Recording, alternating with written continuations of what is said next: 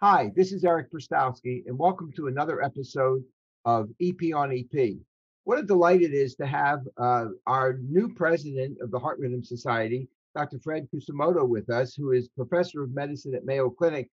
But for the purposes of today, he's the new president of HRS. So, Fred, first of all, welcome to the show and congratulations on your new office.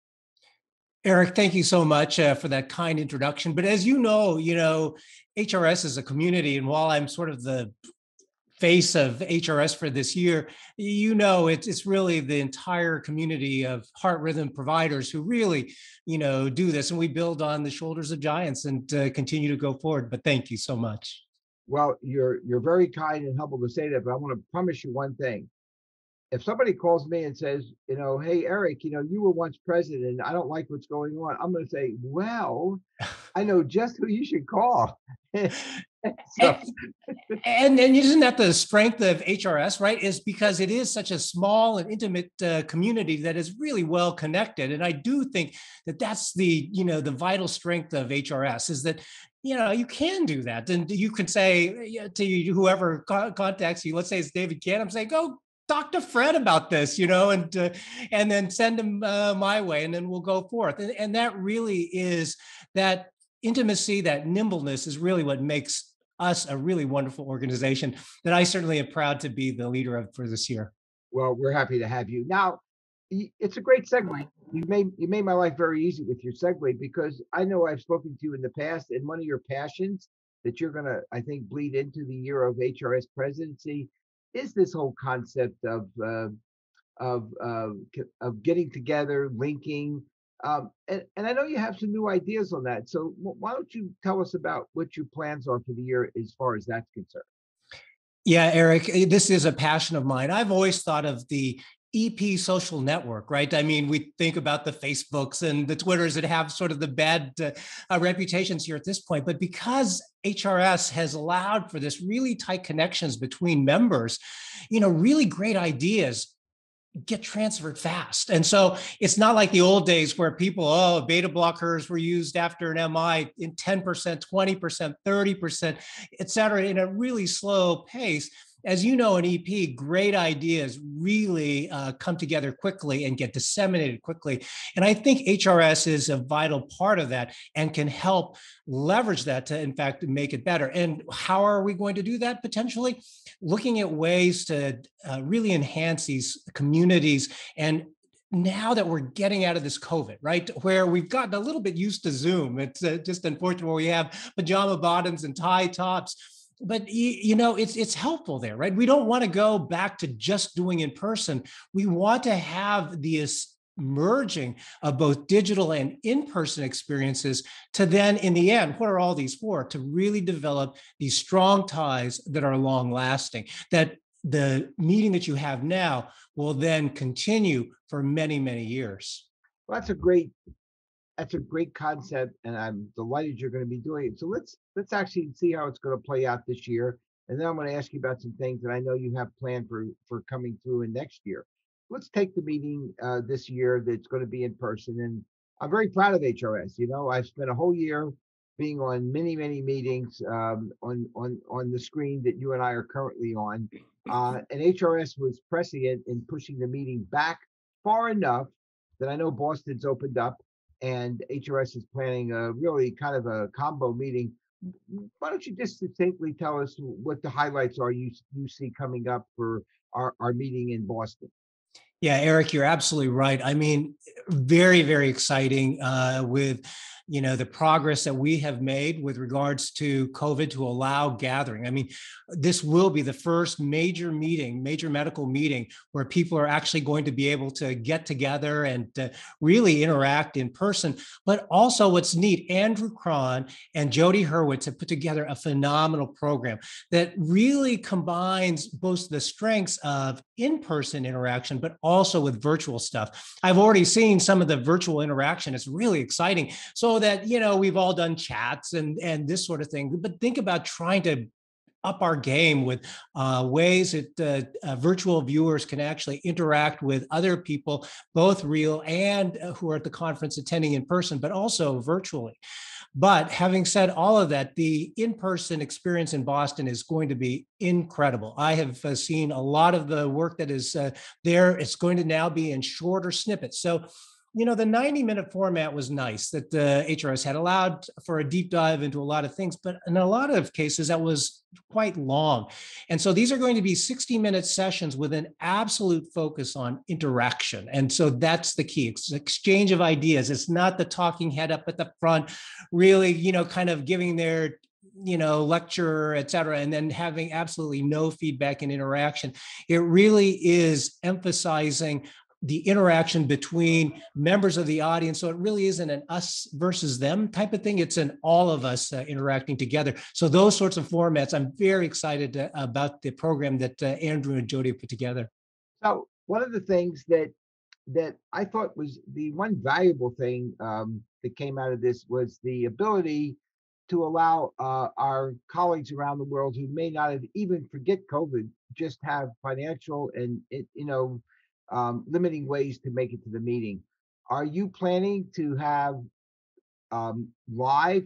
I don't know if it has to be live streaming, but something for people, let's say in areas around the world that really can't travel at this point, or really don't have the means to travel, so that they can partake in the education experience without waiting like a week later to get it? Exactly right, Eric. You and I have actually spoken about this. I do think that one of the strengths of what has happened in this digital revolution that has now been accelerated by COVID is this ability and acceptance of this digital interaction. And yes, you're absolutely right. Time zones become a bit of an issue. There's no question about that. But the program is being designed so that there are going to be ways that we can perhaps get around those sorts of time zone issues so that people can actually have real interaction with regards to seeing cases, that have been recorded or live streamed, discussions, those sorts of things. So it isn't like watching sort of a rerun, for example, that's just a little bit earlier as opposed to, let's say, a month or so later. It's really to provide that interaction. So you betcha, Andrew and the educational team have really worked very hard to how do we engage the entire world on this? In fact, for last year, we were going to try to do some remote actual live sites that were then going to have moderators, et cetera, who would then interact with people on site to really promote that. So you'd have both in person for the person who was away, but also virtual. And so that would have been a neat way to go about it. While we're not doing something like that this year, we are doing those sorts of things and thinking about it. I think that's exciting, and I think we'll see how it works out. I'm glad you're going to do that. You and I have talked about it, and I always feel bad when I speak to colleagues, especially in Asia, and they tell me they just don't have the wherewithal. They have the desire, but they don't have the wherewithal to get here. And why can't? And they, the rest of that sentence. Why can't we bring the meeting to them? So, congrats on that. Now, I was looking forward to a couple of things coming up that I'd like you just maybe to tell us about. I heard about this nutty thing called HRX. I have no idea what HRX is. First, I thought it was one of these like SpaceX things, but then I figured I must be wrong. And also, I noticed that the program next year has been changed. Why don't you tell us about both of those, because they're kind of innovative, and I think people would like to know. Yeah, so let's take HRX first. So this is a nifty conference that is going to be in the first weekend of December. And this is going to be in San Diego. And this is a non-CME course. It's not like HRS, it's not going to be HRS Scientific Sessions Light. It really is to bring people together from sort of non-traditional sources. So engineers, for example, who are thinking about wearables, large companies that are thinking about medical information, patients, other stakeholders in our space to then get together. And I'm really excited about this because I do think that with this collective look and different perspectives, we're going to get neat ideas and real innovation. Eric, you and I have heard this innovation all the time, and it's just so overused. Right. But I really think that this is something that can be innovative because, you're bringing together a lot of different audiences who usually don't interact. And that's really going to be exciting. So that's in San Diego in early December. And as you point out, go ahead. I'm sorry, is it open to anyone or? Yeah, absolutely. And so that's just it. We want people who are beyond sort of the usual electrophysiology. We want electrophysiologists obviously to be there because we have always been at the front of this, right? As you know, our field of medicine is really technology driven.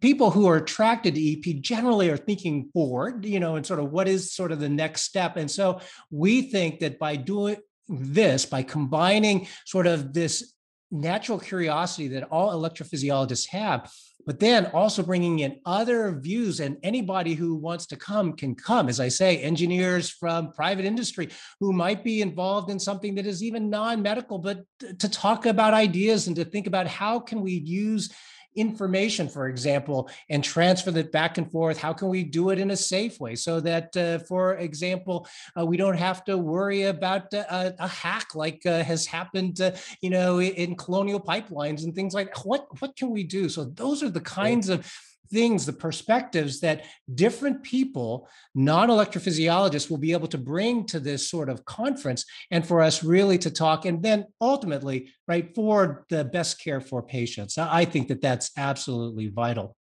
I'm actually looking forward to it. I hope I'll have the time to do it. It sounds exciting. And then the second thing is, I was planning, I know that you may, well, some of us plan a year ahead, right? And I was looking at next year, and I'm looking at the dates, and I'm thinking, wait a second. I went to my calendar. I said, Friday through Sunday. I mean, whatever happened to starting the meeting, on Wednesday? So why don't you gently let everyone know what the plan is for next year's meeting? Because it seemed very different.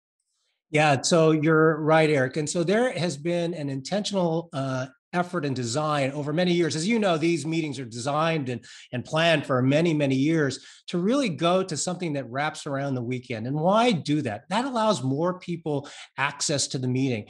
All of us have these incredibly busy clinical schedules, and it really becomes difficult to get away nowadays. I know that at our place, and I'm sure similar to yours, people are limited with when they can travel because, you need people to mind the shop, and it can't just be the one electrophysiologist anymore, right? I mean, you have to have a full service going on, when the meetings occur. So this is a way to then allow more people to become involved. You have more people becoming involved. You have more ideas, more perspectives. I think that that's incredibly valuable.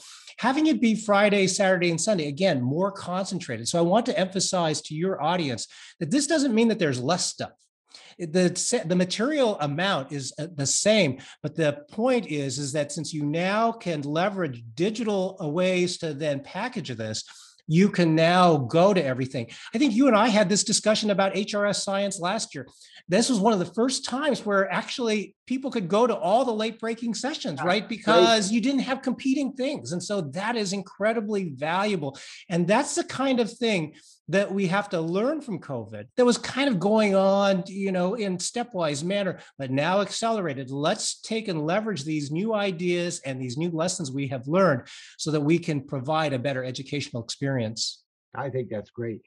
Fred, I really appreciate you taking the time to do this. And I think HRS is very fortunate to have somebody of your capabilities and your understanding of clinical electrophysiology.